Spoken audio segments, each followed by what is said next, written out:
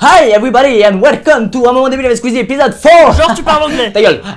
Alors premièrement j'aimerais vous donner une explication quant au rouleau de PQ que je vous ai montré dans ma dernière vidéo que vous pouvez voir en cliquant juste là. Je vous laisse une seconde, cordialement. Alors beaucoup d'entre vous ont cru que j'étais un gros pervers qui se masturbait devant mon écran. Attendez mais les gars, mais c'est quoi ça? Tout gamer se doit d'avoir du PQ sur son bureau. Mais pas pour ce que vous pensez, pour tout à fait autre chose. Bon voici l'explication en image. Putain de campeur là.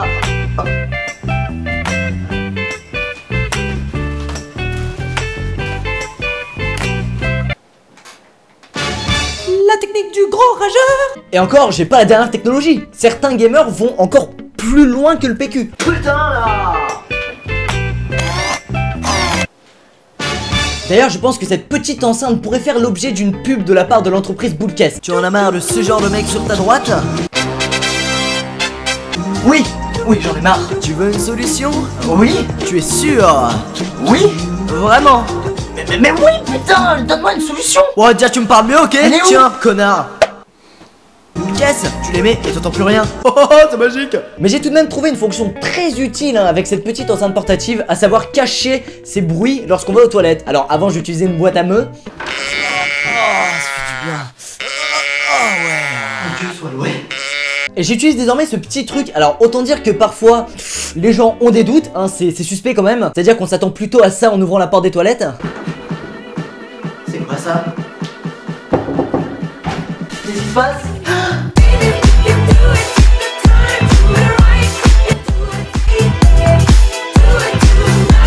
Sauf qu'en fait derrière la porte y a ça.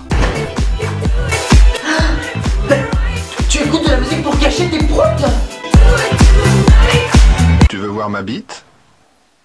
Bref, le bac c'est terminé. Aujourd'hui je vais vous parler de quelques trucs qui m'ont marqué durant ces foutues épreuves. Alors déjà c'est le seul jour de l'année où tu prends autant soin de remplir correctement ta trousse. C'est vrai que le reste de l'année généralement on a toujours des résidus de gomme et des cadavres de crayons de papier dans notre trousse. Et bien là non. Stylo bleu, stylo bleu, stylo bleu. Bon je pense que ça fera l'affaire, j'aurai de quoi écrire. Puis merde, je la carte de la sûreté Allez, comme ça au moins j'en manquerai pas. Et alors le moment le plus terrible de ces fameuses épreuves, c'est lorsque tu as le sujet devant toi et que en l'ouvrant tu pries pour tomber sur telle ou telle chose et surtout ne pas tomber sur telle ou telle chose Dès lors il y a toujours 2-3 gogots dans la salle qui lorsqu'ils voient qu'ils sont tombés sur le sujet sur lequel ils voulaient tomber ont une réaction un peu chiante quoi. C'est énervant, c'est chiant. Arrêtez, ok?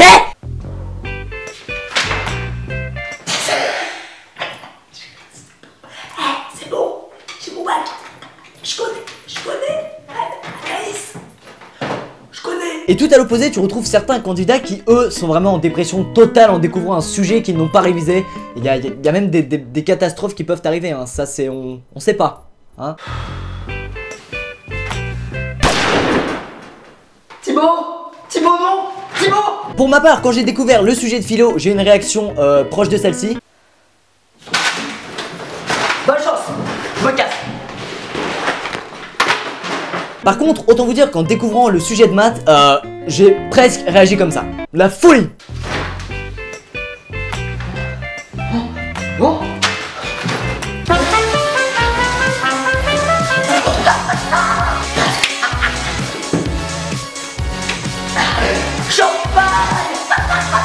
C'est du coca, ta gueule. Salut.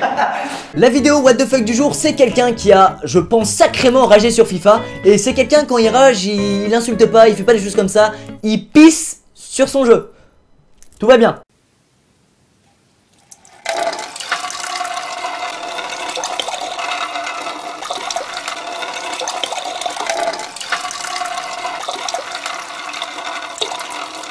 Je voulais juste imaginer si cette personne, quand elle rage dans la vraie vie et contre ses amis ou d'autres trucs, réagit de la même manière.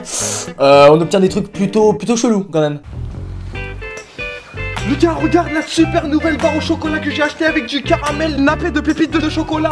Tiens. Christian, je t'ai déjà dit que j'étais allergique au chocolat.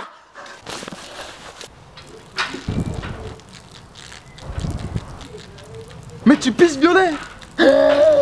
C'était un moment débile avec Squeezie, épisode 4, je te prends, peace.